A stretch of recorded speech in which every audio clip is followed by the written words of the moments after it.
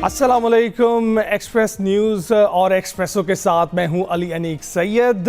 आज आपके साथ हम नए प्रोग्राम के साथ एक नई एपिसोड के साथ मौजूद हैं और मेरी साथी जो एंकर हैं वो हमारे साथ मौजूद नहीं हैं। वो एक तवील अरसे तक एक ट्रैवल प्लान के मुताबिक चल रही हैं, अपने उम्रे की अदायगी के लिए गई हैं। तो हम उम्मीद करते हैं, दुआ करते हैं कि उनका उम्रा जो है वो कबूल फरमाएँ और हमारे लिए भी वो दुआगो हों, हम भी उनके लिए दुआगो हैं। जनाब, बहुत सारी बातें करनी हैं उनके हवाले से। जो अमेरिका ईरान की इस वक्त ताज़ा तरीन सूरत हाल है, इसके हवाले से बात करेंगे।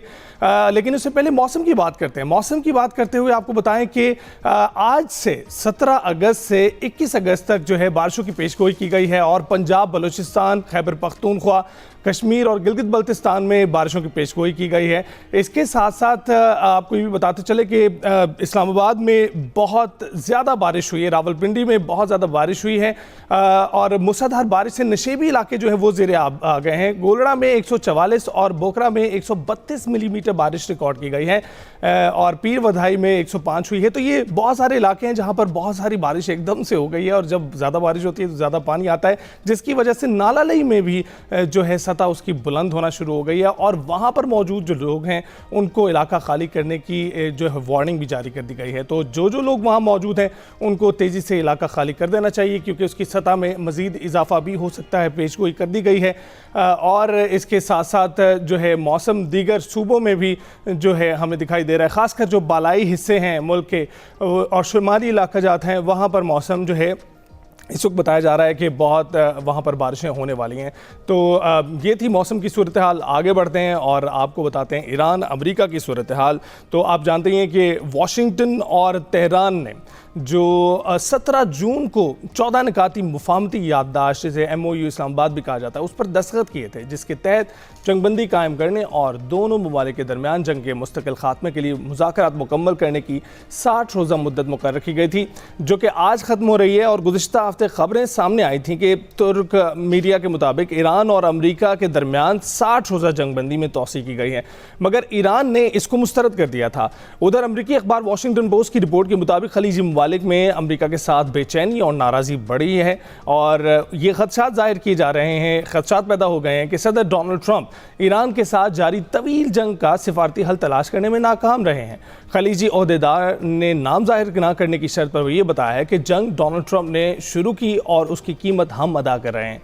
फरवरी में अमेरिका और इसराइल की जानिब से ईरान पर हमले के बाद अमेरिका के खिलाफ गुस्सा बुलंद तरीन सतह पर पहुंच गया है और उधर ईरान की मुसल्लह अफवाज की जनरल स्टाफ ने पुरजोर अंदाज में कहा है कि मुल्क के जायज़ हकूक़ की बहाली और खित्ते में जा रहे दुश्मन अमेरिका और इसराइल को मुकम्मल शिकस्त दिए बगैर पीछे नहीं हटेंगे। ईरान की पार्लियामेंट के स्पीकर मोहम्मद बाकर कालिबाफ ने कहा है कि इसराइल और अमेरिका के खिलाफ सियासी और फौजी दोनों महाजों पर हकीकी कामयाबी हासिल कर ली है और दोनों दुश्मन ममालिक अपने मकासद हासिल करने में नाकाम रहे। दूसरी जानिब अमरीकी सदर डोनाल्ड ट्रंप का सऊदी अरब, तुर्की और पाकिस्तान के दरमियान होने वाले मक्का दिफाई माहदे पर रद्द-ए-अमल सामने आ गया है। अमरीकी सदर डोनाल्ड ट्रंप ने अपने social media platform truth social पर बयान जारी करते हुए कहा है कि मुझे ये देखकर बहुत खुशी हुई कि सऊदी अरब, तुर्की और पाकिस्तान ने हाल ही में बिलाखिर मक्का मुश्तरका दिफाई माहदे पर दस्तखत कर दिए हैं। ट्रंप ने कहा कि ये इस बात का मज़हर है कि मशरिक़ वस्ता मुत्तहिद हो रहा है और ममालिक आखिरकार ज़्यादा मौसर अंदाज में अपना दिफा करने के काबिल होंगे। अमरीकी सदर ने तीनों ममालिक की अजीम क़यादत को मुबारकबाद देते हुए कहा है कि ये एक बड़ा और जुर्रतमंदाना और अहम पहला कदम है। सऊदी अरब, तुर्की और पाकिस्तान के दरमियान मुश्तरका दिफाई माहिदा 7 अगस्त को मक्का में तय पाया था। माहिदे के तहत पाकिस्तान, सऊदी अरब और तुर्की में से किसी एक पर हमला, तीनों ममालिक पर हमला तस्वुर किया जाएगा। वज़ीर आज़म शहबाज शरीफ, सऊदी वली अहद शहज़ादा मोहम्मद बिन सलमान और तुर्की के सदर रजब तैयब एर्दोगान ने मक्का मुश्तरका दिफाई माहदे पर दस्तखत किए थे और पाकिस्तानी दफ्तर ख़ारजा ने माहदे में तोसी का इशारा देते हुए कहा था कि माहदा अमन व सलामती के हवाले से सिर्फ 3 ममालिक तक महदूद नहीं रहेगा। अब इसी पर मज़ीद बात हो रही है और बात ये हो रही है कि जो एर्दोगान की जानिब से की गई है कि मिस्र को भी इसमें शामिल करना था और उसकी भी बहुत पॉसिबिलिटी है कि वो इस पर शामिल हो सकते हैं। इस वक्त जौहर सलीम साहब हमारे साथ मौजूद हैं, साबिक सेक्रेटरी ख़ारजा हैं, माहिर मशरिक़ वस्ता अमूर भी हैं। बहुत बहुत शुक्रिया जौहर सलीम साहब, आपने आपने हमें ज्वाइन किया। इंटरनेशनल अमूर पर आपकी बड़ी कड़ी नज़र है। ये बताइएगा कि जब भी डोनाल्ड ट्रंप कोई बात करते हैं उसे पिंच ऑफ सॉल्ट्स के ज़रिए लेना पड़ता है। खैर मकदम तो किया जा रहा है दिफाई मुआहदे का, आप इसको किस तरह से देखते हैं कि उनके खैर मकदम में क्या इस खित्ते के लिए बेहतरी मौजूद है?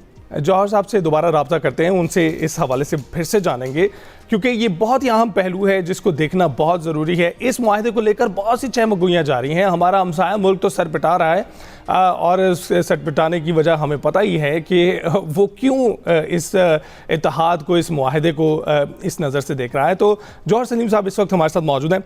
जौहर साहब, आप तक मेरी आवाज़ पहुँच रही है?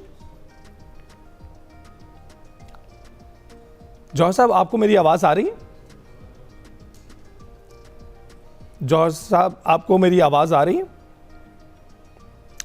जौहर साहब से रब्ता फिर एक बार मुनक़ता हो गया। टेक्निकल वजूहात हैं, आपके सामने ही हैं, दोबारा हल होती हैं तो इस पर बात करते हैं। जौहर साहब से बात करना इसलिए भी ज़रूरी है कि इन्होंने काफ़ी अरसा इसमें सर्व भी किया है। इन ममालिक के साथ जो ताल्लुकात हमारे हैं वो ये बहुत बेहतर अंदाज में जानते हैं, समझते हैं, इन डेप्थ इन ताल्लुकात को समझते हैं। और इस वक्त जो ख़ित्ते में सूरत हाल बनी हुई है उसमें भी उसका जायज़ा लेने के लिए भी एक इंतहाई मौजूद शख्सियत है। इसके साथ साथ आपको बता रहा था कि हमसाया मुल्क में जो पेट में मरोड़ उठ रहे हैं वो इस इत्तेहाद को देखकर, और इस अम्ब्रेला में मज़ीद ममालिक भी शामिल होने वाले हैं। ये हमने भी कहा, अब उर्दुमान की जानिब से भी ये कहा जा रहा है, तुर्क मीडिया भी ये रिपोर्ट कर रहा है कि इसमें ना सिर्फ इजिप्ट शामिल होने वाला है बल्कि इसके अलावा जो दीगर छोटे छोटे ममालिक हैं इस इलाके के वो भी इसमें शामिल होने के ख़्वाह हैं। और इसको जो तनकीद का निशाना बनाया जा रहा है, जो इसे मुआहदे को एक ख़तरे के तौर पर देख रहे हैं, वो इसको नेटो स्टाइल का इत्तेहाद समझ रहे हैं। जौहर सलीम साहब इस वक्त हमारे साथ मौजूद हैं। जौहर साहब, आप तक मेरी आवाज़ पहुँच रही है? जी बिल्कुल। Thank you very much, good morning आपको। सबसे पहले तो ये जानना चाहेंगे जौहर साहब कि जो बयान ताज़ा तरीन आया है डोनाल्ड ट्रंप की जानिब से, हमेशा मैंने जैसे कहा कि पिंच ऑफ सॉल्ट के साथ लेना पड़ता है, कि वो खैर मकदम कर रहे हैं इस मुआहदे का। आपको किस तरह से नज़र आता है इस खैर मकदम में? क्या खित्ते की बेहतरी मौजूद है? जी देखें, बिल्कुल इस पे मैं तो खैर कहता रहा हूँ उस पर पहले भी कि ये जो मुआहदा है ये कोई अमेरिका को रिप्लेस नहीं कर रहा इस खित्ते से। और इससे पहले डोनाल्ड ट्रंप ये खुद पहले कितनी बार ये कह चुके हैं कि जी वो चाहेंगे कि जो इस खित्ते के ममालिक हैं वो भी इस खित्ते के दिफा में, इस खित्ते की सिक्योरिटी में अपना हिस्सा जो है वो ज़्यादा डालें। तो उसमें तो इसलिए देखिए अमेरिका की जो सारी डिफेंस आर्किटेक्चर थी इस खित्ते में वो इस कॉन्फ्लिक्ट में नाकाफी साबित हुई है। और ये साफ जाहिर है कि वो बर्डन जो है वो अमेरिका के लिए भी बहुत ज़्यादा है और इस खित्ते के लिए भी सही नहीं है। इसलिए कि देखें, एक सुपर पावर की अपनी प्रायोरिटीज़ होती हैं। मिसाल के तौर पे अमेरिका के जो इजराइल के साथ ताल्लुकात हैं वो जाहिर है इस खित्ते के ममालिक के लिए जो है ना जाहिर एक कंपीटिंग इंटरेस्ट बन जाता है। इसी तरह देखें जो उनकी प्रायोरिटी होती है रूस के ताल्लुकात के हवाले से, अमेरिका की चीन के ताल्लुकात के हवाले से, तो वो कई चीज़ों को कई खित्तों में उसको उस कंपटीशन के हवाले से भी देख रहे होते हैं। तो इसलिए जो है ना इस खित्ते की सलामती के लिए, अमन के लिए सबसे बेहतरीन हल ये है कि यहाँ पे एक मल्टी लेयर्ड सिक्योरिटी फ्रेमवर्क हो जिसमें इस खित्ते के ममालिक का अपना हिस्सा है जो है वो पहले से काफ़ी ज़्यादा हो। और ये जो सिक्योरिटी फ्रेमवर्क अभी जो ये मुआहदा जो बना रहा है ये उसी तरफ है, एक मल्टी लेयर्ड, एक ऐसा जो सिक्योरिटी फ्रेमवर्क जो इस चीज़ पे कोई मिलिट्री अलायंसेस पे मबनी नहीं है, जो इस चीज़ पे मबनी है कि एक आप डिटरेंस बढ़ाएं, जो आप अपनी डिफेंस कॉपरेशन आपस में बढ़ाएं, जियो स्ट्रेटेजिक जो है बैलेंस इस खित्ते में कायम करें और साथ ही साथ जो है मैं समझता हूँ इक़्तिसादी कॉपरेशन जो है वो भी बढ़ाएं। तो ये जो है एक बहुत ही ज़्यादा जो है ना होलिस्टिक अप्रोच है जो कि इस खित्ते के तमाम ममालिक के लिए भी अच्छी है और अमेरिका के लिए भी लॉन्गर टर्म है। तो मैं इसको इसलिए मैं पहले भी मैं कह चुका हूँ कि मैं नहीं समझता कि अमेरिका इसको अपने मुफादात पे कोई गजंद के तौर पे देखेगा। और वही जो है ना हमें अब नजर आ रहा है, वो उनके बयानात से साफ है।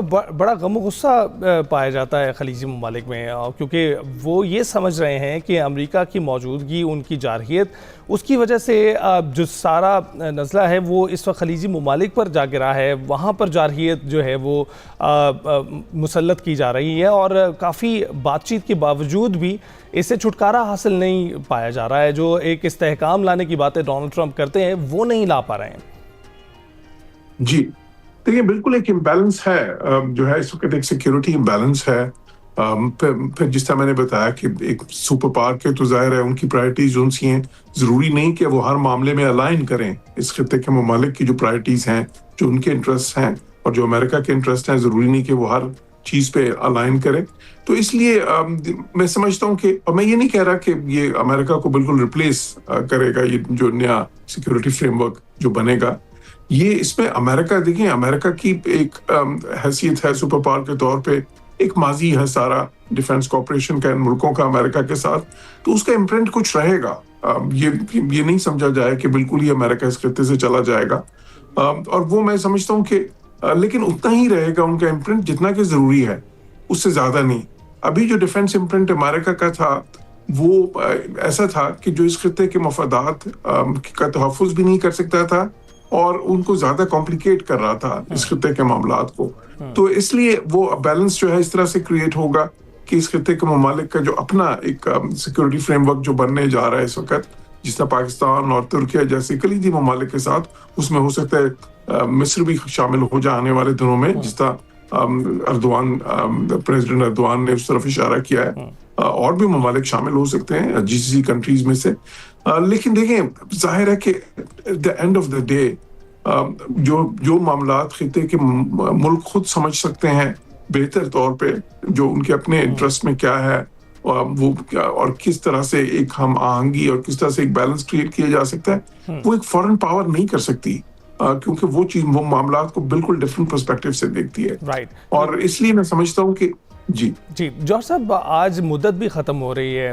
जो एक 60 रोज़ा मुआहदा था, गो के दोनों पार्टीज़ ने, दोनों फरीकैन जो थे, उन्होंने उसकी पासदारी उस तरह से नहीं की जिस तरह से कमिटेड थी, लेकिन अब आपको लगता है उसमें तौसी के कुछ इम्कानात हैं? देखिए, बिल्कुल जिस वक्त भी वापस उस तरफ आएंगे, और मैं ये भी बारहा कह चुका हूँ कि जब भी मुज़ाकरात चलें, बिला वास्ता हों, बिलवास्ता हों, जैसे भी हैं, कुछ ना कुछ चल रहे हैं। ये कहना कि मुज़ाकरात बिल्कुल ही ख़त्म हो गए हैं, वो से दुरुस्त नहीं होगा। अभी भी पाकिस्तान के ज़रिए, कतर के ज़रिए, ओमान के ज़रिए जिस तरह पैगामात का सिलसिला जारी है, वो भी मुज़ाकरात का एक जो है ना ज़रिया है। तो उसमें देखें, जब भी ये वापस आएंगे, और इवेंचुअली जाहिर है इनको वापस आना पड़ेगा एक फुल फ्लेजेड मुज़ाकरात की जो है ना की मेज़ पे, तो उस वक्त यही MOU जो है ये बेसिस बनेगा। अभी ठीक है, जिस तरह दोनों ममालिक अभी फिलहाल ये कह रहे हैं कि जी हम तो वायलेट कर दिया, दूसरी साइड ने अब हम इसका हिस्सा नहीं रहे या सस्पेंड हो गए, जो भी वो अल्फाज मुख्तलिफ मौके पे इस्तेमाल करते रहे, लेकिन साथ ही साथ दोनों ने ये इस तरह के बयानात भी दिए हैं, जिसमें ईरान ने भी दिया कि जी अमेरिका को अमल करना चाहिए इस MOU को। अभी रिसेंटली भी उन्होंने, उनकी लीडरशिप ने इस किस्म के बयानात दिए हैं, जिसका मतलब है कि वो ये नहीं समझते कि ये खत्म हो गया। तो बेसिस तो यही बनना है, क्योंकि देखें जो रोड मैप जो ये फराहम करता है, जो फ्रेमवर्क ये फराहम करता है नेगोशिएशंस के लिए, वो जो है ना कोई और चीज तो जो है ना इस वक्त कोई भी ऐसी नहीं है, या आने वाले वक्त में भी कोई आप कोई नया फ्रेमवर्क बना ले, वो मुमकिन नहीं है, बहुत ही मुश्किल होगा। क्योंकि ये जो है एक सफारतकारी का मैं समझता हूँ कारनामा था, जिसमें पाकिस्तान ने इतना अहम रोल अदा किया। और जो है ना ठीक है कि अभी मुश्किलात बहुत ज्यादा हैं, जिसमें मैं पहले भी कह चुका हूँ, अभी बहुत ज्यादा दुश्वार मरहले आएंगे, इसलिए कि अभी न्यूक्लियर इश्यूज तो डिस्कस ही नहीं हुए। लेकिन ठीक है, वो एक प्रोसेस अपनी जगह चलेगा, लेकिन उससे इस MOU की अहमियत खत्म नहीं हो जाती। बिल्कुल ठीक कह रहे हैं। अच्छा जौहर साहब, कुछ इस मुआहदे को अमेरिका का जो सिक्योरिटी प्लान था इस खित्ते में, उसका सब्स्टिट्यूट मान रहे हैं। वो मान रहे हैं कि चूंकि अमेरिका जो है खित्ते में सिक्योरिटी फराहम नहीं कर सका जिस तरह से कमिटेड थी, तो अब उन्हें रीजनल प्लेयर्स जो हैं वो ज़्यादा बेहतर सिक्योरिटी फराहम कर पाएंगे, जिसकी वजह से ये मुआहदा तय पाया है। आप इसी तरह से देखते हैं इसको? जिस तरह मैंने पहले कहा कि मैं नहीं समझता कि ये बिल्कुल रिप्लेस कर देगा उस जो एक डिफेंस इम्प्रिंट अमेरिका का है। मैं ये समझता हूँ कि ये जो है ना, आप ये समझें कि जो जिस तरह का यहाँ पे एक सिक्योरिटी फ्रेमवर्क चाहिए इस खित्ते की अमन और सलामती को बढ़ाने के लिए, वो होना ही इस तरह चाहिए था कि एक हमजहती, एक मल्टीफेसेटेड जो है ना सिक्योरिटी फ्रेमवर्क, जिसमें इस खित्ते के जो मफादात का तहफ़्फ़ुज़ राइट, तो पूरी तरह से आपको मुमकिन हो। असर सूख कम होता हुआ दिखाई नहीं दे रहा? इसके हवाले से हम देख ही रहे हैं, डी डॉलराइजेशन हुई, अब पेट्रोलियम मसनूआत के हवाले से बात हो रही है। इसराइल भी बातें ये कर रहा है कि वो सऊदी अरब के साथ पाइपलाइन बनाएगा, एश्केलॉन पाइपलाइन, जो कि इससे पहले ईरान के साथ तयशुदा थी और ईरान के साथ वो बनाने की कोशिश कर रहे थे रज़ा पहलवी के ज़माने में। तो आपको नहीं लगता कि कुछ तब्दीलियाँ यहाँ खित्ते में बहुत नुमाया तौर पर उभर कर सामने आ रही हैं? तब्दीलियां तो बिल्कुल आ रही हैं उसमें तो, और बड़ी बुनियादी तब्दीलियां सामने आ रही हैं, बिल्कुल। लेकिन जिस तरह मैंने कहा कि अब जो चीज बनेगी वो एक मल्टी लेयर्ड होगी, जिसमें सबका हिस्सा होगा। उसमें एक अमेरिका के साथ जो डिफेंस कॉपरेशन है इस खित्ते का, उसका भी एक हिस्सा होगा। जो इस मुल्क के अब ये जो नया सिक्योरिटी फ्रेमवर्क बनने जा रहा है, पाकिस्तान, तुर्किया, सऊदी अरब और इसमें मजीद ममालिक शामिल होते हैं, वो बहुत अहम होगा। फिर देखें जीसीसी कंट्रीज का अपना भी एक डिफेंस कॉपरेशन जो है, वो जीसीसी जो एंटिटी है वो सिर्फ इक़्तिसादी ताउन की नहीं है, उसमें दफाई ताउन भी शामिल है, वो भी एक लेयर होगी। तो देखें, और जरूरत भी इसी चीज़ की है। होगा। बिल्कुल ठीक है जौहर साहब, बहुत बहुत शुक्रिया हमसे गुफ्तगू करने के लिए। और इस वक्त की जो ताज़ा तरीन सूरत हाल है ईरान अमेरिका कशीदगी के हवाले से, उससे हमने आपको अपडेट किया। फिर के बाद हाजिर होंगे। Welcome back. नौजवान ताजिर मीर रज़ा केस की बात करते हैं। उसमें कोई अहम पेशरफ्त नहीं हो सकी है अभी तक। मीर रज़ा के बिजनेस पार्टनर मोहम्मद अहमद की अबूरी ज़मानत में 24 अगस्त तक तौसीक़ कर दी गई है और पुलिस को हिरासत ना करने की हिदायत की गई है, जबकि मोहम्मद अहमद को तहकीकात में ताउन और तफ्तीश मुकम्मल होने तक शहर से बाहर ना जाने का हुक्म भी दे दिया गया है। दूसरी जानिब मकतूल का मोबाइल फ़ोन और स्मार्ट वॉच तफ्तीशी टीम ने वफाकी तहकीकाती इदारे से वापस ले लिया है। ज़राए के मुताबिक मकतूल का सामान फोरेंसिक के लिए लाहौर भेजा जा रहा है। इस पर हमने बात करनी है। बात करने के लिए हमारे नुमाइंदे साजिद रऊफ इस वक्त हमारे साथ मौजूद है। साजिद, बहुत शुक्रिया हमें ज्वाइन करने के लिए। सबसे पहले तो ये बताइएगा कि इस हवाले से कोई आम पेशरफ नहीं हो सकी है, जिसके लिए अब प्रोटेस्ट नजर आने लगे हैं। 3 तलवार पर कर प्रोटेस्ट हुआ और फिर उसके बाद हमने देखा शाहराह फैसल पर, और ना सिर्फ कराची की हदूद में, अब तो ये हैदराबाद की हदूद में भी दाखिल होने लगा। वहाँ पर भी इस हवाले से जो है प्रोटेस्ट किए जा रहे हैं। क्या देख रहे हैं आप? जी अनीक, बिल्कुल आपने दुरुस्त फरमाया। तकरीबन आज 20वां रोज़ है मकतूल नौजवान ताजिर मीर रज़ा के कत्ल को, लेकिन अब तक तफ्तीश के अंदर कोई बड़ा जो है पेशरफ्त, कोई बड़ी जो है तफ्तीश में कोई चीज़ सामने नहीं आ सकी है। कत्ल जू का तू है। तफ्तीशकार जो है वो अपनी तफ्तीश जारी रखे हुए हैं। DIG आमिर फारूकी की सरबराही में इस वाक़े की तफ्तीश की जा रही है। मुख्तलिफ पहलुओं से जो है वो इस वाक़े की तफ्तीश की जा रही है। दूसरी जानिब आपने बिल्कुल ठीक कहा, सबसे पहले ये प्रोटेस्ट शुरू हुआ था बदराबाद चौरंगी पर, जहां पर मकतूल मीर रज़ा की जो अपनी वॉफ्लेक्स शॉप थी वहां पर ये प्रोटेस्ट शुरू हुआ और उसके दोस्तों की जानिब से ये प्रोटेस्ट शुरू किया गया था, जिसमें हमने देखा कि वक्तन जो शहर के मुख्तलिफ इलाकों से जो है वो लोगों ने आना शुरू हो गया। कई लोग इसके अंदर शिरकत की उन्होंने। उसके बाद हमने देखा कि ये प्रोटेस्ट जो है बदराबाद से निकल कर शाहराह फैसल और शाहराह फैसल से निकलकर अब कल रात हमने देखा कि कराची के पोस्ट इलाके क्लिफ्टन 3 तलवार पर यह प्रोटेस्ट हुआ। अब कल हमने एक और बात भी देखी कि अब न सिर्फ कराची बल्कि अब ये अंदरून सिंध के दीगर जो शहर हैं, जिसमें कल हैदराबाद में भी मीर रज़ा के कत्ल के खिलाफ जो है प्रोटेस्ट हुआ, वहाँ के शहरी भी इस कत्ल के खिलाफ अब सड़कों पर आ गए और इंसाफ का मुतालबा कर रहे हैं। अगर हम बात करें इन्वेस्टिगेशन की, तो अब इन्वेस्टिगेशन में किसी किस्म की कोई अब तक बड़ी पेशरफ्त नहीं हो सकी है। पुलिस काम जो तहकीकात कर रहे हैं। जियो फेंसिंग जो है नई तहकीकाती कमेटी जब DIG आमिर फारूकी की सरबराही में बनाई गई थी, तो सबसे पहले जो तहकीकाती टीम है उन्होंने ये जियो फेंसिंग कराई थी। बाकी के कई रोज गुजरने के बाद, लेकिन अब हमारे जरा ये बता रहे हैं कि अब तक जो है वो क्योंकि गुज़श्ता 3 रोज में ये आम तातीलात थी, जश्न आज़ादी थी, सैटरडे संडे आ गया, 3 रोज तक जो इनको डेटा जो है उनको नहीं मिल सका था। आज इम्कान जाहिर किया जा रहा है कि जो जियो फेंसिंग का डेटा है जो वो पुलिस को मिल जाएगा। बिल्कुल, साथ ही जब पुलिस ने इस वाक़े की जहां पर मीर रजा जो ड्रॉप हुआ गुलिस्तान जौहर में, फिर चलते हुए वो उस मकाम पर पहुंचे जहां पर उनकी जो है लाश मिली थी, इस तमाम रूट की जो है पुलिस ने सीसीटीवी फुटेजेस हासिल कर ली है। तमाम डीवीआर जो है अब पुलिस के कब्जे में है। और इसके हवाले से भी कुछ मशकूक अफराद की निशानदेही की जा रही है। एक मोटरसाइकिल सवार है, एक ऑल्टो कार है, जिसके हवाले से बताया जा रहा है कि इन अफराद को भी लोकेट करने की कोशिश की जा रही है। तो क्या अपडेट है इस हवाले से? देखिए अनिक, बिल्कुल कुछ मशकूक हरकत जो है जरूर देखी गई है। इब्तिदा में हमने ये देखा था कि पुलिस की जानिब से चंद मिनट्स की जो है ये सीसीटीवी फुटेज जारी की गई थी, जिसमें सिर्फ मीर रजा को उस मकाम से गुजरते हुए देखा गया था। लेकिन जब अब ये डीआईजी आमिर फारूकी की सरबराही में टीम बनी है, तो अब टीम ने पूरे वो डीवीआर जो है कब्जे में ले लिया। अब उसका बारीक बीनी से जो है वो उसका जायजा लिया जा रहा है। तो इन सीसीटीवी फुटेजेस में एक मशकूक मोटरसाइकिल जो कि जब गुलिस्तान जौहर के उस मकाम से जब मीर रजा जो है वो गुजर रहे होते हैं, तो कुछ सेकंडों के बाद ही एक मोटरसाइकिल जो है उनके मकाम से गुजरती है और फिर जिस मकाम पर मकतूल की जो लाश मिली थी वहां से तकरीबन 24 से 25 सेकंड तक एक मोटरसाइकिल रुकती है और वो लाइट मारती है और सारा इलाके का जायजा लेती है।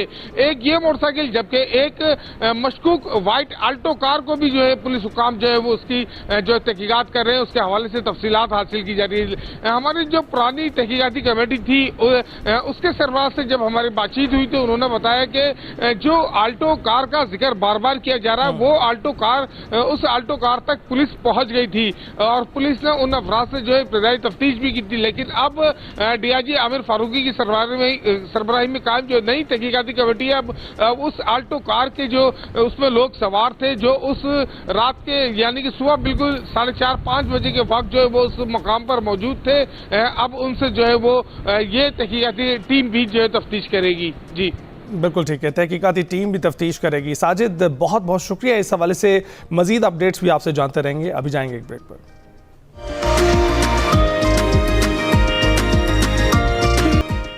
Welcome back. अब आपको होनहार पाकिस्तानी तालिब इल्मों से मिलवाते हैं जिन्होंने आलमी मुकाबलों में पाकिस्तान एक और ओलंपियाड में पाकिस्तानी बच्चों ने अपना टैलेंट दिखाते हुए इंटरनेशनल न्यूक्लियर साइंस ओलंपियाड में पाकिस्तानी टीम ने 1 तलाई तमगा जबकि 2 चांदी के तमगे अपने नाम किए हैं और गोल्ड मेडल लाहौर के तालिब इल्म मोहम्मद अली जबकि सिल्वर मेडल सीरत फातिमा और मोहम्मद उस्मान ने जीते हैं। International nuclear science olympiad Jeddah में 2 से 8 अगस्त तक हुआ। मुकाबले में 19 ममालिक के 120 तलबा और माहिरीन ने शिरकत की। चीन, जापान, रूस, तुर्की, मलेशिया, इंडोनेशिया और सऊदी अरब के तलबा शरीक हुए। मजीद एक खुशखबरी ये भी है कि आइंदा साल 2027 में चौथे इंटरनेशनल न्यूक्लियर साइंस ओलंपियाड की मेज़बानी पाकिस्तान करेगा। मजीद जद्दा में होने वाले इस इवेंट के गोल्ड मेडलिस्ट मोहम्मद अली और सिल्वर मेडलिस्ट सीरत फातिमा इस वक्त हमारे साथ मौजूद हैं। उनसे उनके एक्सपीरियंसेस के बारे में जानते हैं। सबसे पहले तो आप दोनों को बहुत बहुत मुबारकबाद गोल्ड मेडल और सिल्वर मेडल जीतने के लिए। मोहम्मद अली, सबसे पहले आप बताइएगा कि आपका कैसा एक्सपीरियंस रहा? जी बिस्मिल्लाहिर्रहमानिर्रहीम। सबसे पहले तो thank you for having me. It was an amazing experience. सबसे पहले तो वहाँ पे आप जितने बच्चों से मिलते हैं और जितनी कंट्रीज़ के साथ कम्पीट करते हैं, जो लर्निंग एक्सपीरियंस होते हैं, ये सारा एक पैकेज मिलाकर एक बहुत अमेजिंग एक्सपीरियंस था अलहम्दुलिल्लाह। अच्छा सीरत, आप बताएं इंटरनेशनल न्यूक्लियर साइंस ओलंपियाड का तजुर्बा आपका कैसा रहा और आप अपने मुकाबले की तफसीलात हमारे नाज़रीन से ज़रा शेयर कीजिएगा। अल्हम्दुलिल्लाह, it was truly worth remembering experience. मेरे ख्याल में for high school students, this was an amazing opportunity to share ideas and get the inside the thoughts of other people from multiple different cultures and backgrounds. अगर हम nuclear science olympiad की बात करें तो वहाँ जाकर we have 2 exams, experimental and theoretical, जिनके अंदर हमारी individual performance जज की जाती है and then on basis of our scores we are ranked and then given medals. बिल्कुल ठीक। मोहम्मद अली, आपने तैयारी कैसे की थी? कितना टफ मुकाबला था? किस नौइयत का मुकाबला था? जी बिल्कुल, ये एक हाई स्कूल लेवल कंपटीशन होता है but it's mainly about concept and numerical questions. So इसकी तैयारी टीम सिलेक्शन होती है इसकी पाकिस्तान एटॉमिक एनर्जी कमीशन और Pakistan institute of engineering and applied sciences की, and then they hold a camp for the team about month and a half, and उस camp में काफ़ी अच्छी रिगरस ट्रेनिंग कराते हैं and then we go to compete. Right. अच्छा सीरत, आप बताएं कि दीगर ममालिक के बच्चों में आपने क्या दिलचस्प देखा?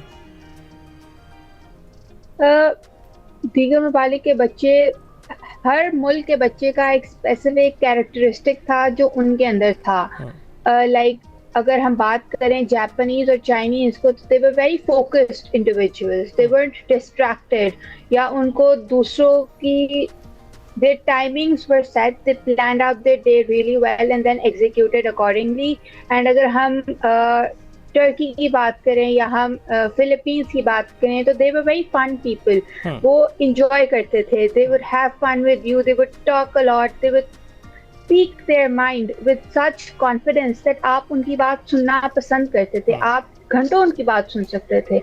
So I feel like her country की एक specific बात थी which made them unique and individual, and I feel like I tried to grasp as many unique ideas from them as I could.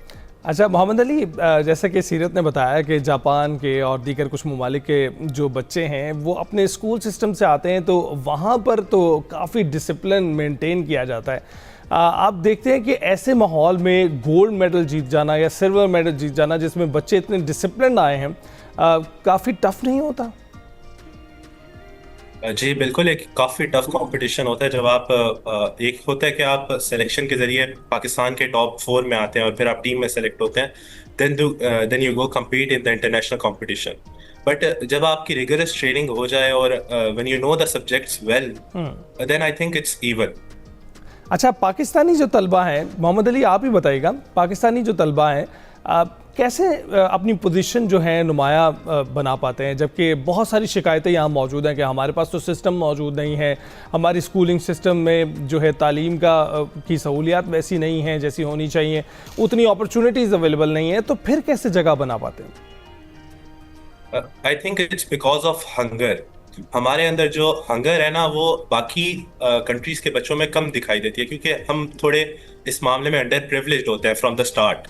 So but also जो training होती है हमारी camps में and discipline of course उनके बच्चों में integrated होता है from the start, but we also learn it. When you come to the top 4 of the Pakistani team, you are not like undisciplined person. अच्छा, और फातिमा आपसे मैं पूछना चाहूँगा कि आप कितना देख रही हैं कि दुनिया से कितनी ख़वातीन इसमें हिस्सा ले रही हैं और पाकिस्तान से जो तादाद जा रही है, क्या वो सेटिस्फैक्ट्री है? अगर हम कंपेयर करें from different countries, there were only 8 women candidates in the whole contest, और पाकिस्तान से 1 गई इस ईयर, लास्ट ईयर 2 गई. So I feel like the number Pakistan is sending into such competitions is okay, but I feel like it could get better. लड़कियों को आगे आना चाहिए, इस तरह के एक्स्ट्रा करिकुलर एक्टिविटीज, टेस्ट में पार्टिसिपेट करना चाहिए, because I feel like Pakistani लड़कियां किसी से कम नहीं, specially in science and technical subjects. They have that mind, they have that trigger inside of them to do so well for the country and get back with a lot more achievements than I could ever. Right. तो मोहम्मद अली, ये जो nuclear science है, इसके हवाले से आप जानते ही हैं कि इस वक्त पूरी दुनिया में एक रेस का माहौल है. हमें दिखाई दे रहा है कि इसको मुख्तलिफ चीज़ों में इस्तेमाल किया जा रहा है, तवानाई के लिए इस्तेमाल किया जा रहा है, और बहुत सी जो रेसेस हैं उसमें बहुत से ममालिक पहले से सबकत ले जा चुके हैं, हमारा नाम भी उसमें मौजूद है. आप क्या देखते हैं, क्या इस बात का एडवांटेज हमें है? जी बिल्कुल, जैसे आपको पता है पाकिस्तान एक एटमी ताकत है एंड हमारा जो न्यूक्लियर साइंस का प्रोग्राम है since the 1960s, it's very well managed and you know very strong as compared to Gulf countries and other countries around the world. So that gives us a huge edge in nuclear science, and also its growing applications are very vast. Nuclear science, medicine से industry में, और आपके पास even power and even space में nuclear science के applications काफ़ी ज़्यादा हैं और काफ़ी growing है, I would say. राइट.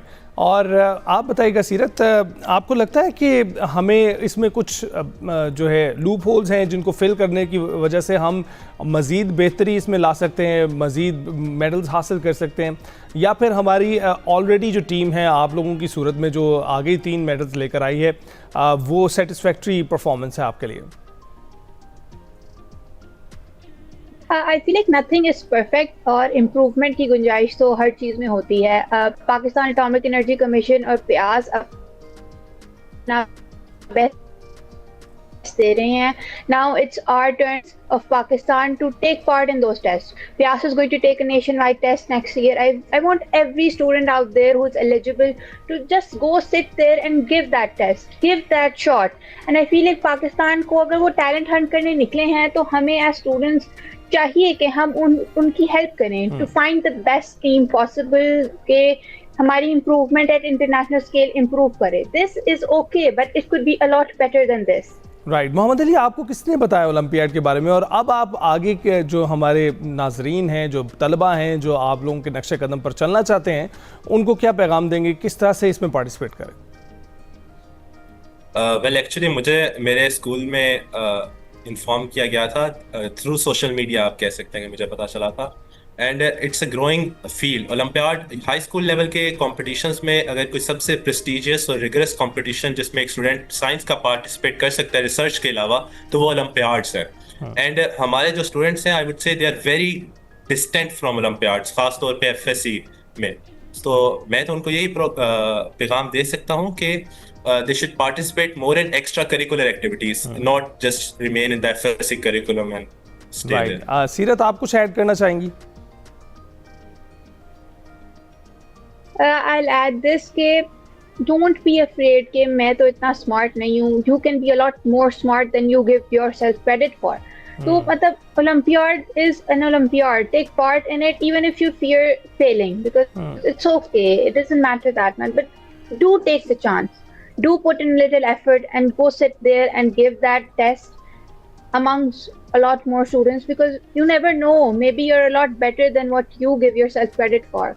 बिल्कुल ठीक है. सीरत, मोहम्मद अली, आप दोनों का बहुत बहुत शुक्रिया and congratulation once again medal लाने के लिए. और हमारे तलबा, देखिए, मैदान कोई भी हो वहाँ पर अपना लोहा मनवा ही लेते हैं, और वाकई ये बात दुरुस्त है कि ये इनकी अपनी हंगर भी है जिसकी वजह से ये यहाँ तक पहुँचते हैं. हमारा सिस्टम तो मौजूद है, डेवलप हो रहा है, उसमें बहुत सारी चीज़ें करना अभी बाकी भी हैं, लेकिन ये स्टूडेंट्स अपने तय ओलंपियाड्स में जाते हैं, मुकाबलों में जाते हैं, और वहाँ पर अपना आप मनवाना ये काफ़ी हौसला अफजा बात है. ब्रेक के बाद हासिल होगी.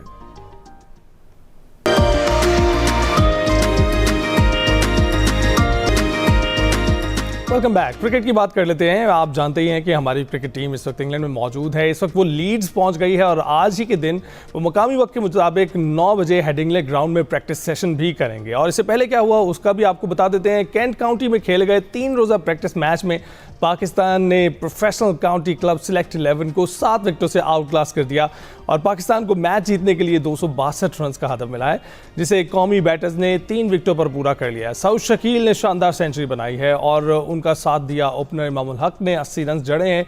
इनिंग्स के लिए बेहतरीन उन्होंने, ताहम वो मामूली सी इंजरी का भी शिकार हो गए हैं, उसके बाद रिटायर्ड हर्ट हुए. मैच के आखिरी दिन मेज़बान काउंटी सिलेक्ट 11 अपनी दूसरी इनिंग्स में 194 रन पर हिम्मत हार गई थी, और कौमी टीम ने पहली इनिंग्स में 238 रन बनाए थे, जबकि सिलेक्ट 11 ने टीम जो सिलेक्ट 11 की टीम थी उन्होंने पहली इनिंग्स में 305 रन पर वो आउट हुई थी. तो ये सूरत हाल रही है. जो प्रैक्टिस मैच है उसमें तो बड़ी शानदार परफॉर्मेंस रही है, और अब 19 अगस्त से पहला मैच शुरू होगा. 3 मैचेस की ये सीरीज़ है. इंग्लैंड के साथ टाकरा है, और बड़े बड़े जो हैं हमारे खिलाड़ी शान मसूद और बाबर, वहाँ पर भी हमें पता ही है कि इंजरी मौजूद है. तो अगर वो रिकवर नहीं करते तो फिर हमें मसला हो सकता है. हमारे टेस्ट मैचेस जो हैं उन पर ये नौबत आ सकती है कि हमारे बड़े बड़े खिलाड़ी नहीं मौजूद होंगे. तो हम उम्मीद करते हैं कि जो परफॉर्मेंस अब प्रैक्टिस मैचेस में ये कर रहे हैं वो परफॉर्मेंस जो असल में मैच होने वाले उसमें भी दें. ब्रेक के बाद हाजिर होंगे.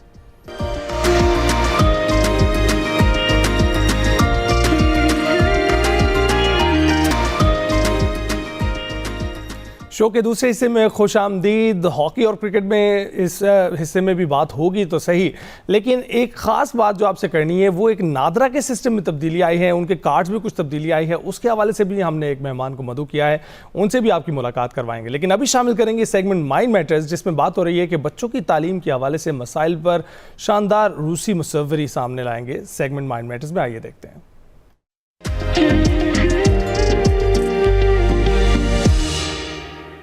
अस्सलाम वालेकुम नाज़रीन, मैं वकार अहमद और आप देख रहे हैं माइंड मैटर्स. ये पेंटिंग जो है ये ज़रा गौर से देखिए. इस पेंटिंग में एक बच्चा है जिसके चेहरे पे बहुत मायूसी है, कर्ब है, दुख है, शर्मिंदगी है, मिले जुले जज्बात हैं। फिर इसमें एक माँ है जिसकी चेहरे पे मायूसी है, गुस्सा है और हमदर्दी है, और बिल्कुल टिपिकल एक माँ का चेहरा है। फिर उस माँ के साथ, उस माँ के पहलू में एक बच्चा खड़ा है।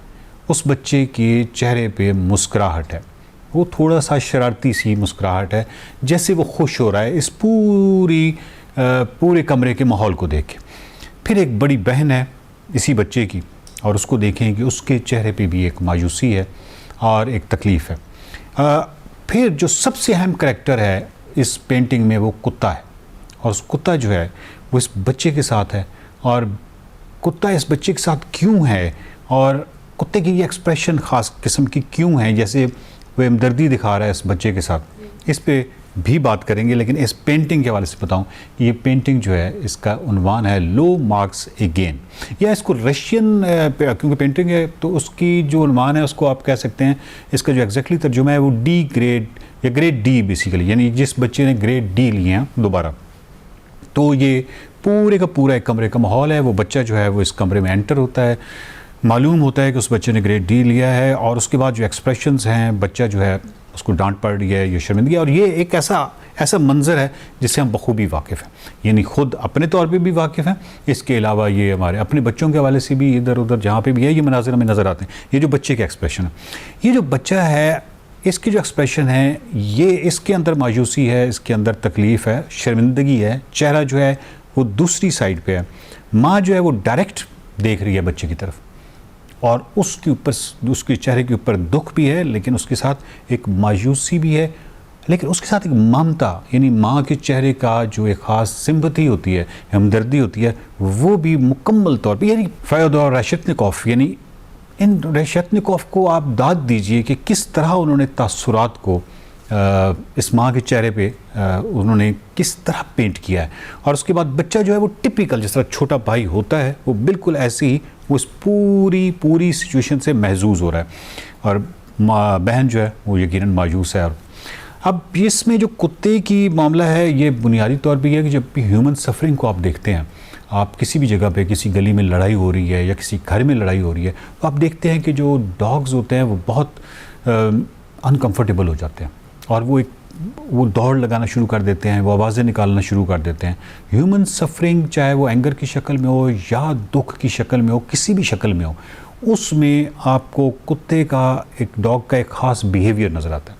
और यहाँ पे भी डॉग का बिहेवियर देखिए, क्योंकि इसमें बच्चा जो है वो बहुत ज़्यादा दुख का शिकार है, शर्मिंदगी का है, तो उसके साथ किस तरह खूबसूरत सिंपैथी जो है डॉग की नज़र आती है। और इसी फ़योदोर रेशेतनिकोव की जो एक और पेंटिंग है एजुकेशन से मुतल्लिक की, वो बहुत ही अहम है, बहुत ही खूबसूरत पेंटिंग है, और वो पेंटिंग है री एग्ज़ामिनेशन, और वो यही बच्चा है। और ये पेंटिंग देखिए कितनी खूबसूरत है, री एग्ज़ामिनेशन जो है, इसमें इसके साथी बच्चे जो हैं वो खिड़की से झांक रहे हैं, पीछे एक प्ले ग्राउंड नज़र आ रहा है, और वो कुत्ता जो है वो देखिए वो इसी की जो कुर्सी है उसके नीचे बैठा हुआ है। बच्चा जो है बाकायदा उसके चेहरे पे वो जबर जो है वो नज़र आ रहा है, सामने उसकी कापियाँ और किताबें जो हैं वो खुली हुई हैं, और बहुत ही यानी खूबसूरत पेंटिंग है। फिर एजुकेशन से मुतल्लिक ही एक और बहुत ही खूबसूरत पेंटिंग है, वो है at the school door. At the school door जो है ये 1897 में ये पेंटिंग थी, और ये बेसिकली बेल्स्की की पेंटिंग है, बहुत ही खूबसूरत, बहुत ही मशहूर पेंटिंग है। और इसमें ये जो बच्चा आप देख रहे हैं, इसके पाँव को ज़रा गौर से देखिए, ये एक मज़दूर बच्चा है, ये गरीब बच्चा है, और फिर वो एक क्लासरूम के सामने आता है, शायद ये ख्वाब जो है वो नुमाया है इसके पास कि किसी तरह ये भी बच्चा जो है उनके साथ बैठे। वो बच्चे जो हैं वो डेस्क पे बैठे हुए हैं, और क्योंकि पेंटर्स जो होते हैं वो बहुत छोटी छोटी डिटेल, किसी भी पेंटिंग को देखते हुए आपको बहुत माइन्यूट, बहुत छोटी डिटेल्स देखनी पड़ती हैं। और इसमें आप देखिए कि वो जो डेस्क है उसके नीचे से उन बच्चों के साफ पाँव जो हैं, यानी जिस तरह कहते हैं कि एक मज़दूर नहीं बल्कि वो एक साफ़ हैं और बिल्कुल मन्नाज़ो नाम में पले हुए, आप ये कह सकते हैं, वो पाँव जो हैं वो बच्चों के नज़र आ रहे हैं, बच्चे जो हैं वो पढ़ रहे हैं। इसकी जो पीछे इसने कुछ सामान जो है इसके पास है, और दूसरी तरफ भी इसका एक थैला है, कपड़े जो हैं वो सारे बहुत ही बुरी हालत है। और इस बच्चे के जो छड़ी है वो क्लासरूम की आगे है, और बीच में जो क्लासरूम का बॉर्डर है उससे पाँव इसके पीछे हैं और छड़ी जो है वो आगे है। और जो पेंटिंग है इसकी जो फ्रेमिंग होती है या इसका जो कंपोजिशन है वो एक बहुत ही एक्चुअली किसी भी बड़ी पेंटिंग को उसकी कंपोजिशन ही बड़ी पेंटिंग बनाती है। उसका फिर सब्जेक्ट है, इसका सब्जेक्ट देखिए कितना खूबसूरत है, फिर इसकी जो एक जो डिटेल है वो कमाल है। सो बेल्स्की की ये जो पेंटिंग है और रेशेतनिकोव की जो पेंटिंग्स थी एजुकेशन से मुतल्लिक, ये कमाल पेंटिंग्स हैं और ये हमें बताती हैं कि जो मुसव्विर है, जो कोई भी बड़ा मुसव्विर है वो किस तरह हसास होता है और वो बच्चों के वाले से कितना हसास होता है। और कोई भी फ़र्द जो है वो हसासियत उसकी का पहला टेस्ट ये है कि क्या वो बच्चों के वाले से हसास है या नहीं है। और ये पेंटर्स हैं, क्योंकि कोई भी आर्टिस्ट होता है वो बहुत हसास होता है, उसने आप इमेजिन कीजिए कि कितनी डिटेल के साथ, कितनी खूबसूरती के साथ इन बच्चों को पेंट किया है। और जब आप ये पेंटिंग्स देखते हैं और इनके अंदर खो जाते हैं, मेरा ख्याल है कि ये आपके अंदर भी हसासियत डेवलप करता है। तो जहाँ पे हम बच्चों के हवाले से साइकोलॉजी की या बहुत सारी बातें करना जो है वो एक साइड पे, लेकिन उसकी जो विजुअल फॉर्म है जब एक आर्टिस्ट दे देता है तो वो मेरा ख्याल है कि कहीं ज़्यादा असर अंगेज़ होती है। जिस तरह ये पेंटिंग्स जो हैं ये अपना असर दिखाती हैं, मुझ पे तो बहुत ही ज़्यादा इसका असर हुआ है और मेरा दिल करता है कि इन पेंटिंग्स की कोई हार रेजोल्यूशन हो तो मैं बड़ी करा के घर में लगाऊं। बहुत ही खूबसूरत पेंटिंग्स हैं, देखते रहिए माइंड मैटर्स। Welcome back. जैसे कि मैंने आपको पहले बताया था, एक ख़ास मुलाकात आपसे करवानी है। एक ख़ास तब्दीली आई है नादरा का खुदकार और ख़ुद नसारी और जिद्दत की जानिब जो एक अहम कदम है उसके हवाले से आपको आगाह करना है। नादरा का नया चिप के बगैर कौमी शनाख्ती कार्ड जारी किया जाएगा। नादरा ने पाकिस्तान में तैयार करदा QR कोड पर मबनी नया कौमी शनाख्ती कार्ड मुतारिफ करवाया है। QR कोड के ज़रिए शनाख्ती कार्ड की तस्दीक आम स्मार्टफोन से भी मुमकिन हो सकेगी और पाक ID मोबाइल ऐप के ज़रिए नए शनाख्ती कार्ड का QR कोड पढ़कर तस्दीक की जा सकेगी। नए शनाख्ती कार्ड के QR कोड में कार्ड होल्डर की मुतल्लिका शनाख्ती मालूमात होंगी, तस्वीर मौजूद होगी और नया कौमी शनाख्ती कार्ड पॉलीकार्बोनेट मटेरियल पर बनाया जाएगा, पाकिस्तान में ही तैयार किया जाएगा। नए शनाख्ती कार्ड में दरामदी माइक्रोचिप की जगह महफूज QR कोड शामिल होगा। ये तब्दीली क्यों की गई है, इस पर हमने बात करनी है। तर्जुमान नादरा और director public relation Syed Shabahat Ali इस वक्त हमारे साथ मौजूद हैं। थैंक यू वेरी मच हमें ज्वाइन करने के लिए। कैसे आप? बहुत शुक्रिया, अल्लाह का शुक्र। अच्छा शाह साहब, ये तब्दीली इसकी ज़रूरत क्यों पड़ी? बिस्मिल्लाहिर्रहमानिर्रहीम। हमारा जो शनाख्ती कार्ड का निज़ाम है जिसमें आपने देखा होगा कि एक चिप लगाई हुई होती है अपने कार्ड के अंदर, ये सिस्टम काफ़ी पुराना हो चुका। एक तो पाकिस्तान में वो चिप रीडर मशीन्स जिन्होंने इन चिप्स को रीड करना था उस हिसाब से पॉपुलर नहीं हो सकी, उतनी कॉमन नहीं हो सकी। दूसरी तरफ ज़माना काफ़ी आगे चला गया, टेक्नोलॉजी बहुत एडवांस हो गई है और दुनिया भर में अब QR कोड रीडर्स जो हैं वो ज़्यादा इस्तेमाल होता है। आपने कोई नया टेलीविज़न ख़रीदना है, कोई नया रेफ्रिजरेटर लेना है, बहुत सी वेबसाइट्स ऐसी हैं जिनके साथ आपने कोई लेन देन करना, तो आपको QR कोड के ज़रिए ही वो सर्विसेज मिलती हैं। सो चूँकि QR कोड को रीड करने के लिए कोई एडिशनल आपको हार्डवेयर नहीं चाहिए, आपका मोबाइल फ़ोन ये काम आसानी से कर लेता है। तो हमारी चूँकि पाक आइडेंटिटी एप्लीकेशन पे माशाल्लाह ऑलरेडी काफ़ी सर्विसेज हम दे चुके हैं। हमारी 2 करोड़ से ज़्यादा डाउनलोड हो चुकी हैं, जो कि पाकिस्तान में किसी भी लोकल एप्लीकेशंस के सबसे ज़्यादा नंबर्स हैं। तो हमें लगा कि ये एक बड़ा इम्पॉर्टेंट कदम है जिसकी ज़रूरत है और हमने ये कदम उठाया ताकि शहरियों की जो शनाख्ती कार्ड है उसकी वेरिफिकेशन को भी आसान बनाया जा सके। Basically you are not saving money for yourself, आप उन लोगों के लिए ये बचत कर रहे हैं जिनके पास ये रीडर्स मौजूद नहीं थे, स्मार्ट कार्ड के जो रीडर्स थे। इसमें एक तो रीडर्स भी मौजूद नहीं थे और ये जो चिप है ये हमें दूसरे ममालिक से इम्पोर्ट करनी पड़ती थी। और अभी जो कार्ड मौजूद है, जो अभी आपको हम इसमें दिखा भी रहे हैं, ये card 100% end to end Pakistan के अंदर बना हुआ है। इसका मटेरियल पाकिस्तान का है, इसकी सिक्योरिटी फीचर्स जितने भी हैं फीचर्स वो पाकिस्तान में कार्ड के ऊपर इम्पोज किए गए हैं और इसकी जो अल्टीमेट डेवलपमेंट एंड प्रिंटिंग है वो भी पाकिस्तान के अंदर ही है। इसका मटेरियल काफ़ी सॉफ्ट है उसके मुकाबले में जो पहले जो चिप वाला कार्ड था, उसमें चिप वाला कार्ड तो काफ़ी वो ब्रेकेबल सा लगता है, काफ़ी सख्त होता है। ये जो मटेरियल है पॉलीकार्बोनेट है और ज़ाहिर है materials over a period of time improve करते हैं। तो लेकिन उससे ज़्यादा जो इम्पॉर्टेंट चीज़ है वो ये है कि हमने इसके ऊपर आपके ख़ानदान नंबर्स भी लिख दिए हैं। जो आपकी 2 किस्म की फैमिलीज़ होती हैं, अगर आप मैरिड हैं तो आपकी एक बीटा फैमिली भी होती है जिसको ब्याही हुई फैमिली है, ब्याहा हुआ ख़ानदान कहते हैं, और एक आपकी अल्फ़ा फैमिली होती है जिस ख़ानदान में आप पैदा हुए हैं। उन दोनों ख़ानदान नंबरों का इंदराज कर दिया गया है। आपकी तस्वीर को वेरीफाई करने के लिए अलग QR कोड दे दिया गया है कार्ड पर। आपके बाकी जो प्रिंटेड मालूमात हैं आपके शनाख्ती कार्ड के ऊपर, उसके लिए एक अलहदा QR कोड दिया गया है। इसी तरह से आज़ाद जम्मू कश्मीर के रेजिडेंट्स के लिए, उन अफराद के लिए जो अपने आज़ाद या करना चाहते हैं अपनी ज़िंदगी में, वो अफराद जो किसी माजूरी का, जिस्मानी माजूरी का शिकार हैं, उनके लिए, और बुज़ुर्ग शहरी जिनकी उम्र 60 साल से ऊपर हो चुकी है, उनके लिए हमने इस पर स्पेशल आइकॉन्स भी बनाए हैं ताकि उनको रिकग्नाइज भी किया जा सके। तो शाह साहब, ये तो पहले QR कोड तो पहले भी मौजूद था, चिप वाले कार्ड पर भी बैक पर QR कोड मौजूद था, तो इसको फ्रंट पर लाने की वजह इससे सिर्फ चिप अवॉइड करने के लिए? हाँ, QR कोड पहले भी मौजूद था। हमने पहले स्टेप में ये टेक्नोलॉजी जब मुतारफ़ करवाई तो हमने अपने जो एग्जिस्टिंग शनाख्ती कार्ड है उनके ऊपर दी और उससे हमने इस्तेमाल करना शुरू किया इसको।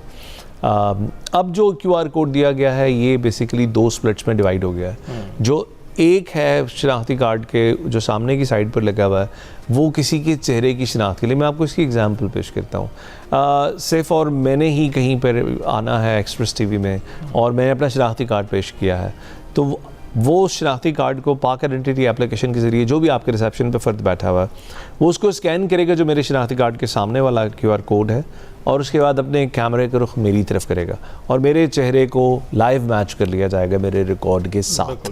तो इस तरह से सिर्फ चेहरे की तस्दीक के लिए QR कोड लग कर दिया गया है, और जो बैक एंड पर इसके QR कोड है वो बाकी मानदा जो इन्फॉर्मेशन आपके कार्ड पर दी हुई है उसके लिए है। और मैं आपको बड़ी लुत्फ़ की बात बताऊं, आपको बड़ी हैरत होगी ये जान के कि अगर आपके पास इंटरनेट न भी हो ये वेरिफिकेशन तब भी कर सकते हैं। ये तो बहुत अच्छे डेटा बेसेस और डेटा सेंटर्स चूँकि मौजूद है तो ऑफलाइन भी ऑपरेट कर सकते हैं। ऑफलाइन ऑपरेट कर वैसे अब तो बड़ी जिद्दत आ रही है, डेटा सेंटर्स मज़ीद भी बनाए जा रहे हैं पाकिस्तान में, बहुत तेज़ी से इसको फ़रोग़ मिल रहा है। आपका तो डेटा सेंटर काफ़ी देर से मौजूद है।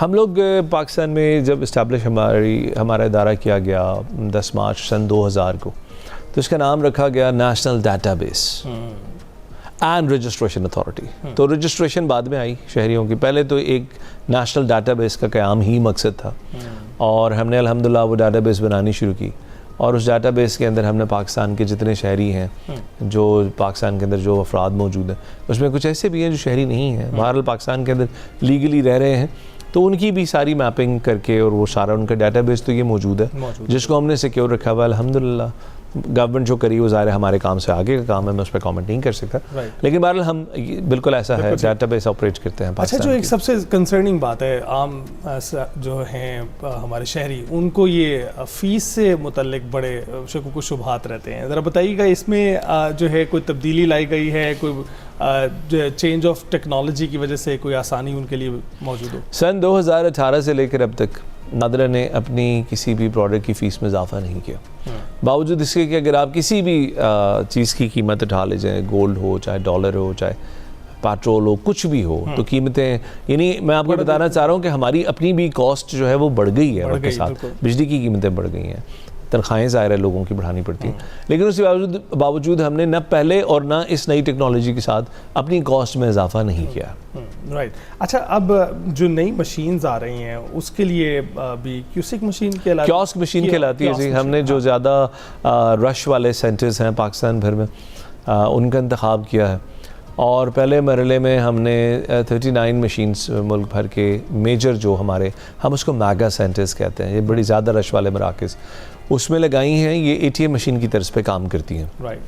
फ़िलहाल हमने नादरा सेंटर्स के अंदर ही रखी हुई हैं और साथ में एक मददगार होता है जो कि आपको हेल्प करता है। आपने ना कोई टोकन लेना है, ना आपको किसी किस्म की कोई और प्री रिक्विजिट है, आप सीधा मशीन पर जाके बैठे और आपने वहाँ अपना शनाख्ती कार्ड नंबर डाला, उसके बाद आपने अपना मोबाइल फ़ोन नंबर डाला, अपना ईमेल एड्रेस अगर डालना चाहते हैं डाला, पिक्चर ली, उंगलियों के निशानात दिए। ये वो तमाम शहरी इस्तेमाल कर रहे हैं जिनकी सर्विसेज इस नौइयत की हैं कि उन्होंने अपने पर्टिकुलर्स में कुछ चेंज नहीं करवाना, यानी एड्रेस चेंज नहीं होना या किसी और किस्म की कोई चेंज नहीं है। राइट। अगर आपने कार्ड को दोबारा सिर्फ प्रिंट करना है या कार्ड एक्सपायर हो चुका है उसके लिए दोबारा अप्लाई करना है या सिर्फ FRC हासिल करना, तो उसके लिए ये मशीनें इस्तेमाल हो रही हैं। और मैं आपको बड़ी लुत्फ़ की बात बताऊँ कि अभी हमने इसको, ये पहले ही मरहले में है और ये इतना ज़्यादा कामयाब हो गया कि इस्लामाबाद के सेंटर पे उस दिन मुझे किसी काम से जाना पड़ा, तो मैंने देखा कि वो सेंटर जहाँ पर कम से कम भी 15 से 20 मिनट के वेटिंग टाइम होता था, अब लोग वहाँ फ्लोर पे नहीं हैं, वो सारे मशीनों पर आके अपनी प्रोसेसिंग करा के जा रहे हैं।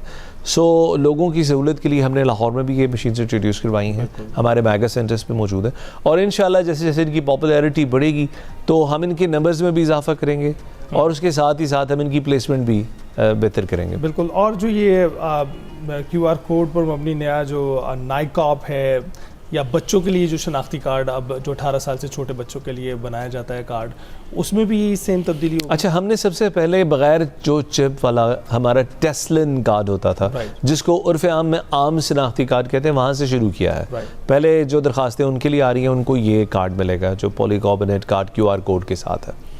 उसके बाद फिर जो चिप वाले कार्ड्स हैं उनको ये रिप्लेस करेगा और आहिस्ता आहिस्ता फिर हमारी 2-3 कैटेगरीज और हैं, जिसके अंदर हमारा बच्चों का कार्ड है, जिसको अभी आपने जुवेनाइल कार्ड जिसकी बात की, पाकिस्तान ओरिजिन कार्ड, नाइकॉप वगैरह सब रिप्लेस हो जाएंगे इवेंचुअली। लेकिन पहले मरहले में हम सिर्फ जो सादे वाला शनाख्ती कार्ड है उसको ख़त्म करके उसी जगह ये कार्ड मुतारिफ करवा रहे हैं। तो अभी ये जो है पाइपलाइन में मौजूद, ये पाइपलाइन में इनको अच्छा, अब ये बताइएगा कि इसकी ये जो है अभी से कार्ड मिलना शुरू हो गए हैं, और अगर आपने सिर्फ ये कार्ड लेना है तो क्या ये मशीनों के ज़रिए लिया जा सकता है? क्योंकि इसमें तो कोई आपको अपना एड्रेस चेंज नहीं करवाना है या कोई ऐसा काम नहीं करना है कि जिसमें आपको बाकायदा कोई डॉक्यूमेंटेशन करनी पड़े। जो अब जब आप किसी भी कार्ड के लिए अप्लाई करते हैं आपको 2 कैटेगरीज दी जाती हैं कि आपने टेस्लिन यानी आम सादा शनाख्ती कार्ड के लिए अप्लाई करना है या आपने चिप वाले कार्ड जिसको स्मार्ट ID कहते हैं उसके लिए अप्लाई करना है। तो अगर आप सादे वाले कार्ड की ऑप्शन चूज़ करेंगे तो आपको ये नया QR कोड वाला कार्ड मिलेगा, और वो तमाम दरखास्तें जो 14 अगस्त 2026 के बाद मौसूल हो रही हैं उनको प्रोसेसिंग पर अगर वो सादे कार्ड की कैटेगरी में अप्लाई करते हैं तो ये वाला कार्ड मिलेगा, और अगर वो चिप वाले कार्ड के लिए अप्लाई करते हैं तो उनको भी कुछ अर्सा इंतज़ार करना पड़ेगा। और आइरिस स्कैन के हवाले से?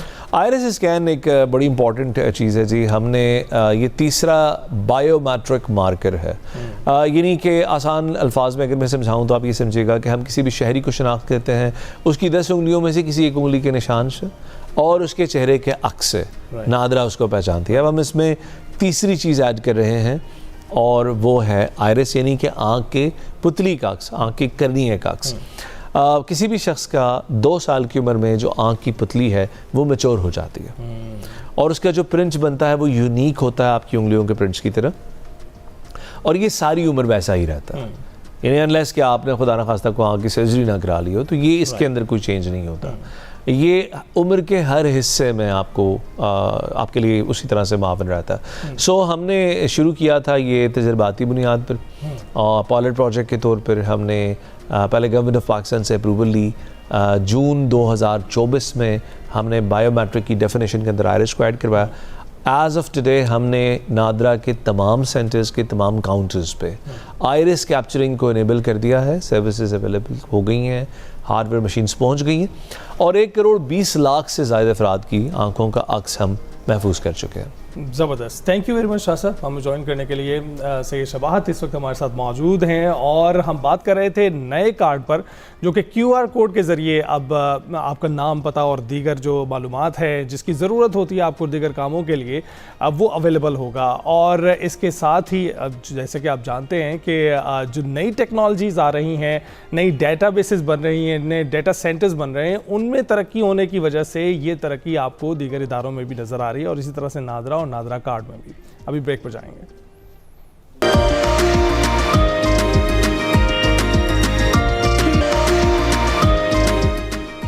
Welcome back. हॉकी की बात करते हैं। हॉकी वर्ल्ड कप में 8 साल बाद इवेंट में वापसी करने वाली पाकिस्तानी टीम को इंग्लैंड के हाथों 4-1 से बदतरीन शिकस्त हुई है। एम्स्टरडैम में खेले गए मैच में इंग्लैंड ने इब्तिदा ही से पाकिस्तान पर दबाव बरकरार रखा। मैच के दौरान मुसलसल जारहाना खेल पेश करते रहे, 4 गोल दागे उन्होंने।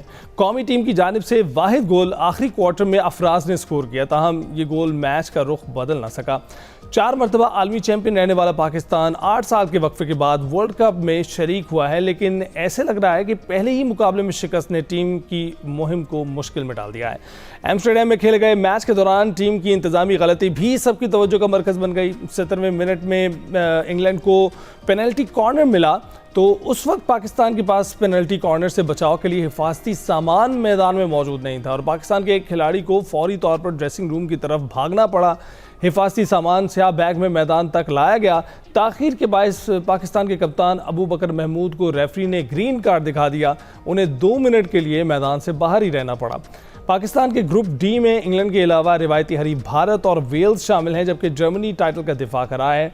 वर्ल्ड कप के अगले मरहले तक रसाई के लिए बकिया मैचेस में बेहतर कारकर्दगी हो गया है। क्या पाकिस्तान टीम जो है इस दफ़ा कोई सरप्राइज देने की पोजीशन में नज़र आ रही है? इस हवाले से हमने बात करनी है। बात करने के लिए हमारे साथ मौजूद हैं साबिक goalkeeper Imran Bhatt. Imran, thank you very much. Good morning, कैसे हैं आप? शुक्र, ठीक ठाक। गुड मॉर्निंग, आप कैसे हैं? ठीक ठाक हैं? बिल्कुल ठीक ठाक।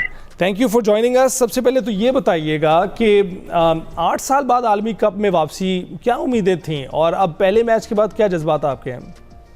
देखिए, पहली बात तो ये है कि 8 साल बाद वर्ल्ड कप के लिए वापस क्वालिफाई करना ठीक है, as a big achievement Pakistan के लिए। लेकिन अगर आप प्रीवियस प्रो लीग के रिजल्ट उठा तो ज़्यादा एक्सपेक्ट करना भी हमारे लिए गलत है, क्योंकि पाकिस्तान टीम प्रो लीग में इन्हीं टीमों के अगेंस्ट खेल के आई है और जिनके साथ पाकिस्तान पूल में वर्ल्ड कप के मैचेस खेल रहा है, इंडिया और इंग्लैंड के अगेंस्ट। तो मेरे ख्याल से ये है कि ठीक है, पाकिस्तान की जो इस वक्त जो सिचुएशन है उसमें ये है कि इन्होंने एकदम कोचिंग पैनल चेंज किया, फॉरनर्स को ले आए और उन्होंने 1 महीना काम किया, लेकिन कुछ भी चेंज नजर नहीं आया। पर अगेंस्ट इंग्लैंड एनर्जी लेवल जो बिल्कुल ही लो था और प्रेशर ऑन बॉल कैरियर भी नहीं था पाकिस्तान का। लेकिन हो सकता है कि 2 प्लेयर्स के अलावा पाकिस्तान प्लेयर्स वर्ल्ड कप के लिए पहले डेब्यू कर रहे हैं, वर्ल्ड कप खेल रहे हैं, उसका प्रेशर भी हो सकता है और उसकी वजह से पाकिस्तान टीम परफॉर्म नहीं कर सकी। और मोस्ट प्रॉबली कि पाकिस्तान जो है वो अपना पहला मैच इंग्लैंड के अगेंस्ट जो है वो खेल चुका है।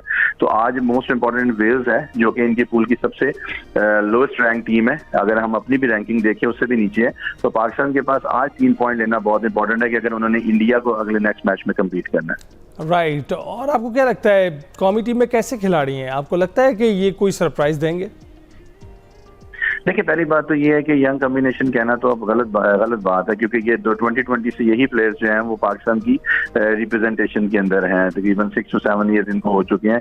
अगर आप मोस्ट प्रॉबली कहें भी तो 2 से 3 प्लेयर्स का इंडक्शन होगा जो कि नए प्लेयर्स आए होंगे। एक्सपीरियंस इनके पास भी है और अगर ये कहें कि वर्ल्ड कप से पहले इनको प्रो लीग के बहुत सारे मैचेस मिले हैं तो मेरे ख्याल से वो एक प्रेशर अगेंस्ट यूरोपियन टीम जो है वो नहीं होना चाहिए।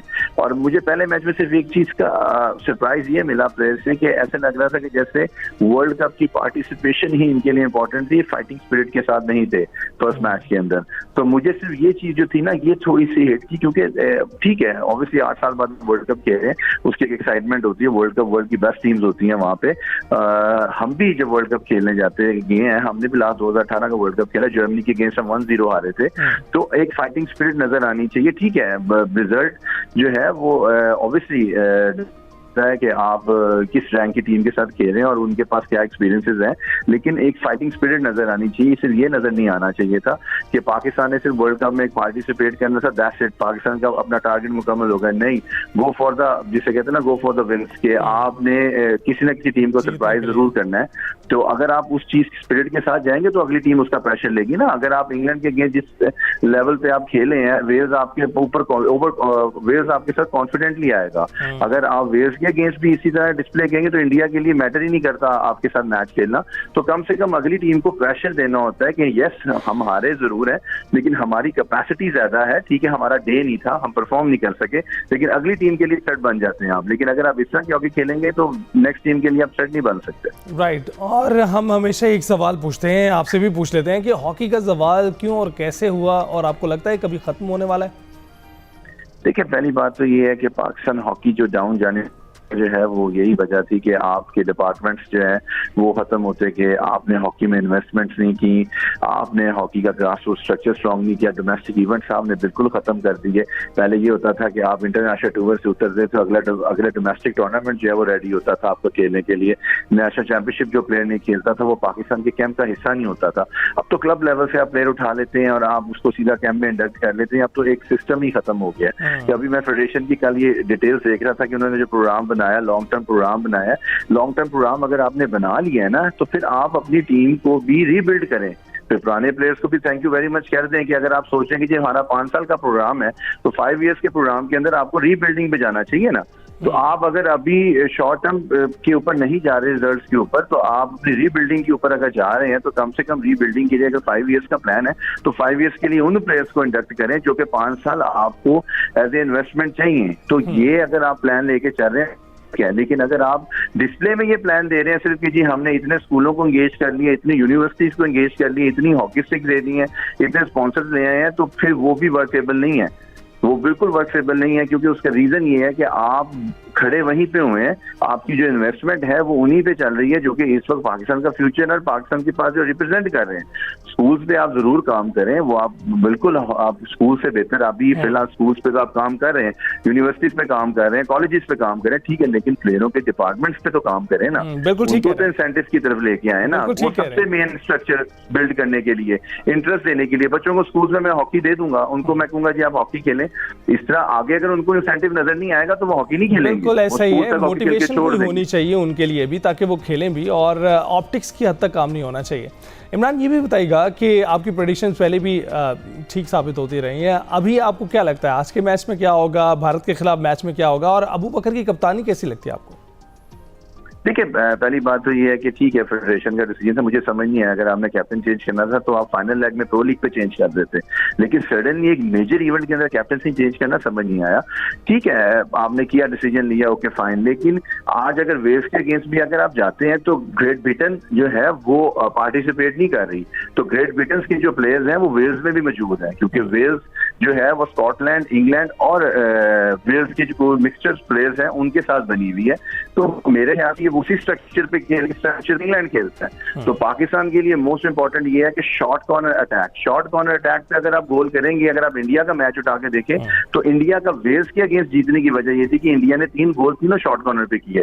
जब वो गोल शॉर्ट कॉर्नर पे हुए तो वेल्स उस गोल्स को चेस करने के लिए आएगा तो स्ट्रक्चर में गैप मिलेगा। अगर वो मैच को लंबा ले गया वेल्स और पाकिस्तान ने अपना प्लांटी कॉर्नर पे किसी किस्म की यूटिलाइजेशन नहीं की, तो आई गेस पाकिस्तान के लिए बहुत डिफिकल्ट हो जाएगा। बिल्कुल ठीक Imran, thank you very much हमसे बात करने के लिए। और शॉर्ट कॉर्नर अटैक जिसके हवाले से आप बात कर रहे हैं, उम्मीद करते हैं कि पाकिस्तानी टीम या उनकी इंतज़ामिया में से कोई सुन पा रहा हो, इसको भी, इस हरबे को भी इस्तेमाल करके देखें, हो सकता है मुमकिन है कि हमें कामयाबी नसीब हो। ब्रेक के बाद हासिल होते हैं।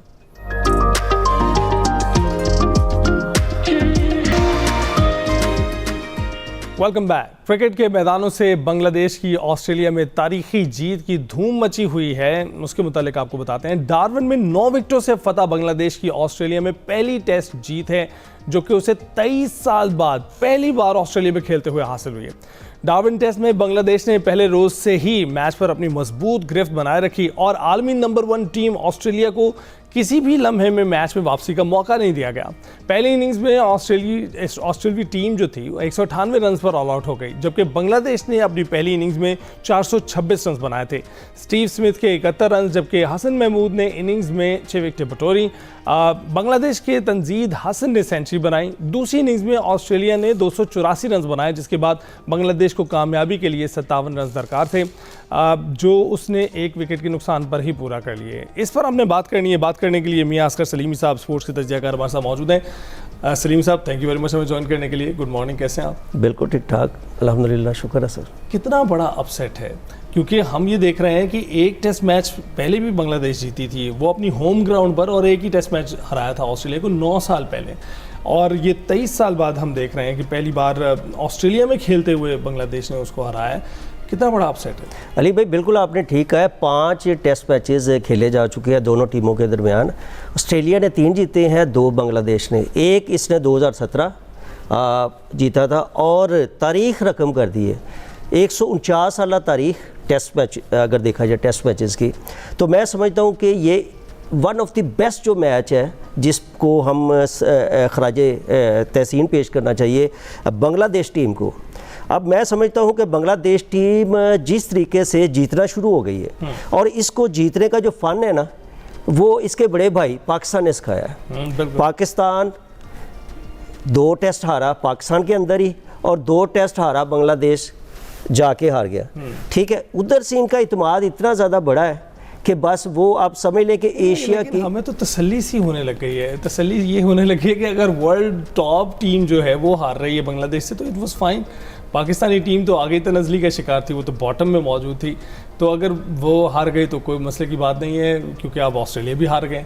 ऐसी फीलिंग आनी चाहिए, ये फीलिंग आनी चाहिए कि हम कहाँ पे स्टैंड कर रहे हैं। अली भाई, ये दुनिया का असूल है, जो लोग मेहनत करते हैं ना वो ऊपर आना ही होता है। बांग्लादेश जो है बिल्कुल उसने फोकस किया हुआ है और उसको समझ आ गई है कि अगर क्रिकेट में रूल करना है तो आपका जो फास्ट बॉलिंग का जो शोबा है वो इतना मजबूत होना चाहिए कि अगले जो बैट्समैन है वो आपको फेस करते हुए ना, वो कहते हैं जो टांगे उनकी कांपना शुरू हो जाए। ठीक है, अभी तो ये शुक्र करें वो नाहिद राना नहीं खेल रहा है, 150 की स्पीड से वो बॉल करते हैं, तो बाकी जो हैं उन्होंने भी कमाल कर दिया है। अभी जिसके हसन महमूद की अगर बात करें, 9 विकेटें उन्होंने हासिल की हैं, और कई कमेंटेटर्स, कई तज्जियाकार, बल्कि आप भी इसका जिक्र कर रहे थे कि वसीम अकरम और हमारे जो बेहतरीन फास्ट बॉलर्स थे उनकी 10-10 विकेटें होती थी ऑस्ट्रेलिया में जाके, तो ये हसन महमूद को कहाँ देख रहे हैं आप? अली भाई, जो अगर एशिया में देखा जाए ना, ऑस्ट्रेलिया के ख़िलाफ़ एक टेस्ट मैच में दुनिया के